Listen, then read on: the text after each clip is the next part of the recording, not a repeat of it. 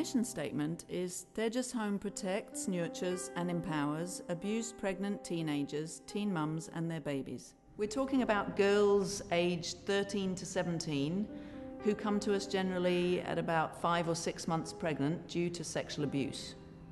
Out of the 13 girls who have come to us at Tejus Home so far, since we opened in November 2012, 5 of them have been below the age of 15, and every single one of those girls knew their abuser.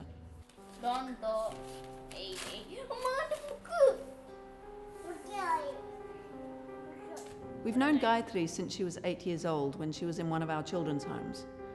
When she turned 13, her parents took her back and went to Bangalore. About a year later, I got a phone call from a social worker saying that they'd found Gayatri at the railway station. She'd run away from her family and she wanted to come back to us. As soon as she reached Cochin, we understood that Gayatri was pregnant.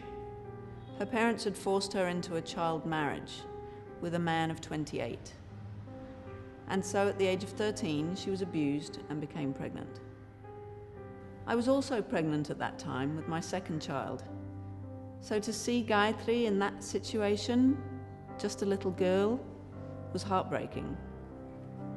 And we really felt that we needed to take care of her. There were no adequate places for a girl in her situation. Either she would have been placed in a girls' orphanage where she would have been advised to not interact with the other girls because she was considered a bad influence, or else they would have placed her in a home for destitute women where she also didn't have her place as a 13-year-old. Since there were a couple of other girls in similar situations, we talked about it with the Child Welfare Committee, and they really encouraged us to open a home for abused pregnant teenagers. Gayatri gave birth in April and named her son Tejus, and that's how Tejus Home was born.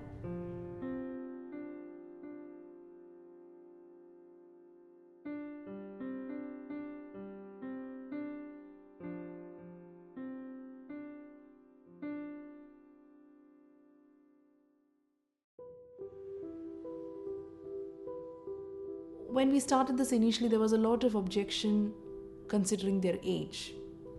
A lot of people told me, how can children, they're basically children having children, but is it possible? Will their bodies expand? Can this happen? There were a lot of questions, but we always want to try. And I've seen that they do remarkably well. We don't ask them why this happened to them or why they were in that place. We put the full blame on the person who caused this to these young girls. So first we start with explaining to them how they're pregnant, what's happening to their bodies, what changes they're going to go through. And then we start doing exercise with them. We look at their diet. We tell them why it's important for them, as well as the baby, to eat well, to exercise. Another big aspect is they have the home they're in has other girls have already been through it. So there's some that are ahead of them, there's some that are behind them. So it's also shared through the girls themselves. And I think that's a very important part of this because the girls feel welcomed. They feel like they're part of something that's not shameful, doesn't make them feel guilty. They're all in this together. And then as a midwife here, I think having an older woman treat them with respect, treat them with love and care is a very, very big part of them being able to transition out of this phase of their life. When they come into labor, there's a sense of power which surrounds them. And you can feel that force very strongly around them. You can link it with many ways, be it spiritual, any way that you want. You can see that this is the force that's taking them forward. These girls often tell us before birth, we ask them, would you like to see your babies? A lot of them do say, please don't show us our babies, because if we see them, we may not be able to give them up. They're not pregnant through choice. And they're pregnant through men probably they do not even want to look at. Most of the men are as old as 50s, 60s, stepfathers, fathers, and most often it's somebody that they know. Despite all this, they still nurture good feelings for their babies. They do not hate their babies in any way. They may hate the men, but not the babies.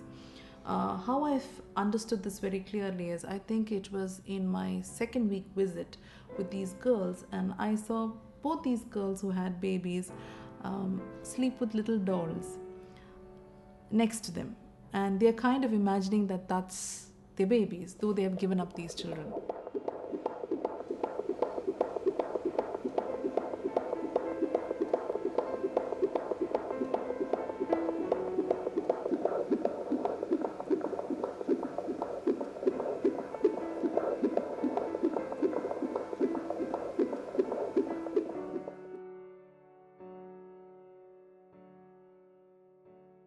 Tejus Home was created out of a desperate need, a need for Gayatri and Tejus and other girls in her situation, of which there were a few at that time. We felt that they had more rights than they were being given at that time.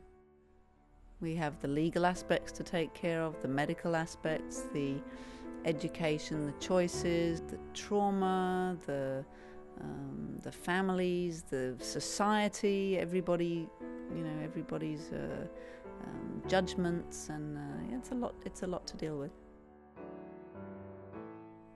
What Tejus Home is right now for the girls is definitely a place where they can feel safe, where everybody gives them the utmost respect, and they're loved.